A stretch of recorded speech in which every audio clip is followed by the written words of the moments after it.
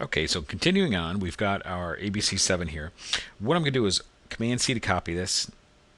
I'm going to go Shift N for new layer, new object that is, and Command V to paste, and I'm going to press Q, and this will be ABC7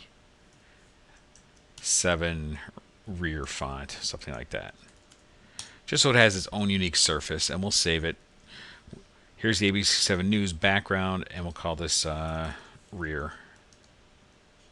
Reared. That's silly.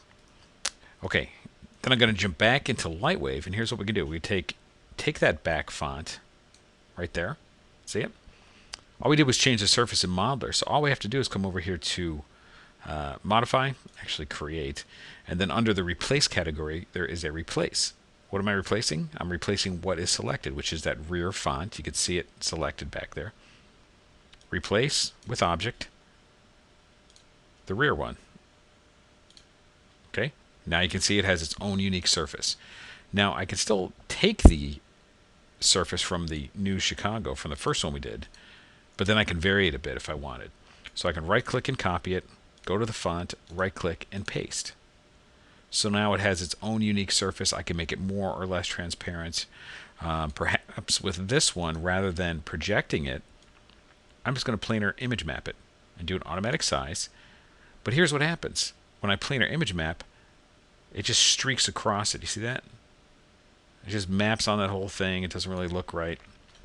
Well, let's turn off pixel blending. Okay. Then let's take our Y scale for that and just scale it up. See that? There's the buildings on there. Okay. Now we're blowing the image up a lot greater than it really is. But here's something I can do. If I put on world coordinates, I get that same effect of the font actually moving through the image. Okay, so it's very much like the projection. But what I essentially did was, rather than just mapping it on the letters, I can hear some of you going, huh? What I did was mapped this image onto those back letters. Okay, but I don't want them to stick on the letters. So instead, I click world coordinates. And what that does is essentially map this to the world, the Lightwave world, and then the letters move through it. See that? The image doesn't move, only the letters do. I know it's a little hard to think about, but if you want a texture to stick on an object, don't use world coordinates. If you want an object to move through a texture, use world coordinates. All right, so here we can go for the glow. I can increase the back glow there. Maybe work with the transparency. So it's often good to have your own unique surfaces for each thing you do.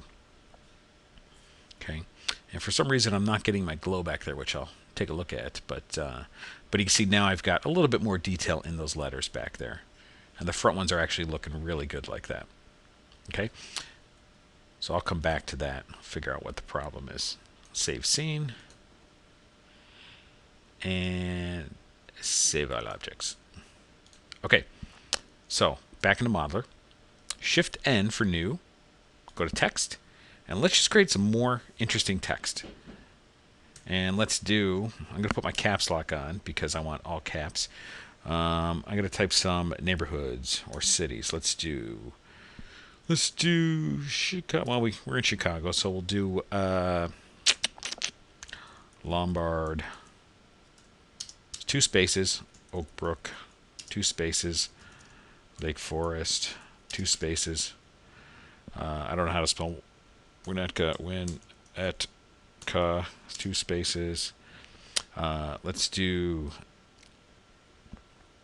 Barrington, 2 spaces. We'll do Oak Lawn, near where I grew up, 2 spaces. Chicago Ridge, I'm typing, not seeing. Tinley Park, 2 spaces. Oak Park, whoops. Okay. And then let's make sure I didn't misspell all these. Oops. I guess that's all we can do. It looks like we ran out of room there. Okay, so we'll just keep it as that. Just a few fonts like that. And what we're going to basically do with these is just string those across. Maybe we could do another row. Let's just do another row. Shift backspace gets rid of these. Let's do Oak Lawn. 2 spaces, Tinley Park, 2 spaces, Oak Park, 2 spaces, Hinsdale, 2 spaces, Schaumburg. Yeah, I can't do more than that. It won't let me, which is fine. Let's do another one. I'm just going to do 3 of these. And let's do Schaumburg. Let's do it again. Schaumburg. 2 spaces. Hoffman Estates. Lake Zurich. Palatine. I think I ran out of room. Yeah, I did.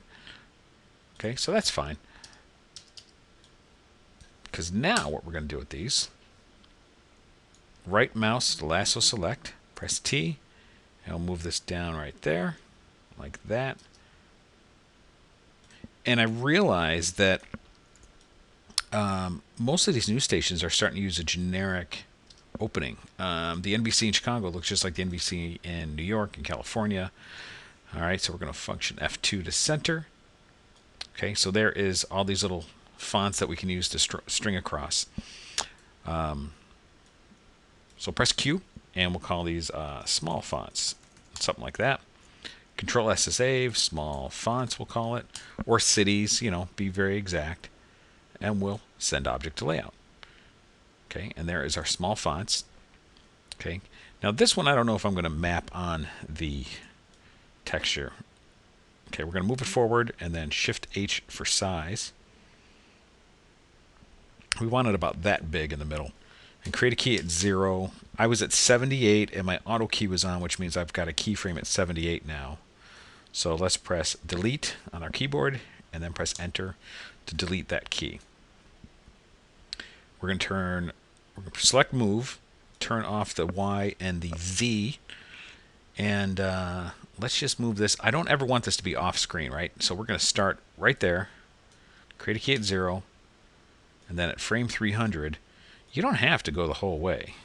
You can if you want, but you want these things to be varying speeds.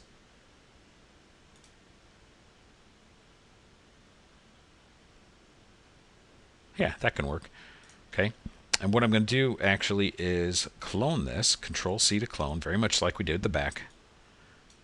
And I'm just going to move it just down a bit on the Y and forward a bit. It's almost like we got a copy of it.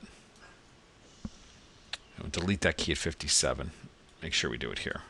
Okay, and you can check the perspective view as well, just to see where your position is. Okay, and then instead of 300 it being here, maybe it goes a little faster.